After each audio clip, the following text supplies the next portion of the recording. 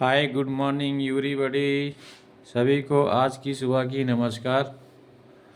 तो जैसा कि मेंस्ट्रुएशन के एक सवाल है आपके सामने, एक 3 सेंटीमीटर 4 सेंटीमीटर और 5 सेंटीमीटर किनारे वाले धातु के 3 ठोस घनों को पिघलाकर एक अकेला घन बनाया जाता है। इस प्रकार बने घन का किनारा ज्ञात कीजिए। किनारा का मतलब क्या है, दिया है। देखो, जैसे हल करेंगे तो लिखेंगे दिया है छोटे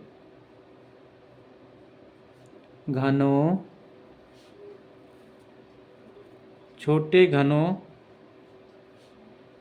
की माप।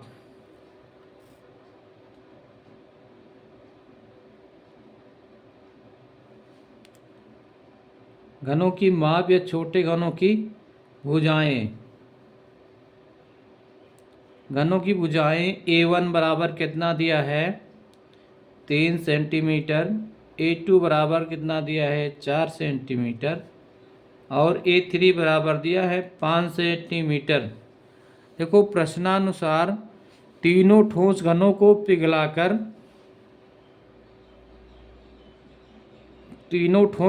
पिघलाकर एक अकेला घन बनाया जाता है। यानी तीनों जो छोटे घन हैं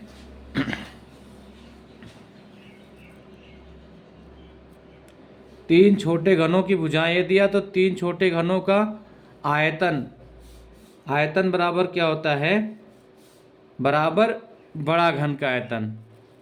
तो बड़ा घर का आयतन मतलब यही बोल रहा है, एक 3 सेंटीमीटर 4 सेंटीमीटर और 5 सेंटीमीटर किनारे वाले धातु के 3 ठोस घनों को पिघलाकर एक अकेला घन बनाया जाता है। मतलब कि जो छोटे घन हैं 3, इनको पिघला दिया जाता है, पिघलाकर एक बड़ा घन बनाया जाता है। पिघलाने का मतलब ये होता है, इनको जब पिघलाएंगे तो सारे एक में मिल जाएंगे। यानी इन छोटे वाले घनों के आयतन को पिघलाएंगे, तो आयतन को पिघलाने का मतलब मिलाना होता है। तो मिलाने का मतलब यहाँ पे लिखना है, पहले घन का आयतन क्या होता है 4/3 पाई R1 होता है। यहाँ पे देखो सॉरी, ये घन है। चूंकि घन का आयतन बराबर होता है भुजा का क्यूब। अब यहाँ पे 3 घन है तो तीनों की भुजा का क्यूब, यानी A1 का क्यूब प्लस A2 का क्यूब प्लस A3 का क्यूब। A3 का क्यूब बराबर जो सबसे बड़ी यानी बड़े घन का आयतन, बड़े घन का आयतन। अब यहाँ पे तीनों छोटे घनों का आयतन, ठीक है, तीनों छोटे घनों का आयतन, ये बड़े घन का आयतन बराबर A क्यूब हो जाएगा। और यहाँ पर पे लिख दो तीनों छोटे घनों का आयतन। इसको ब्रैकेट के अंदर रख लो, इसको रख लिया, ठीक है। अब यहाँ पर क्या करना है, मान रख दो। को A1 की जगह पर 3 का क्यूब, A2 की जगह पे 4 का क्यूब, A3 की जगह पे 5 का क्यूब बराबर A का क्यूब।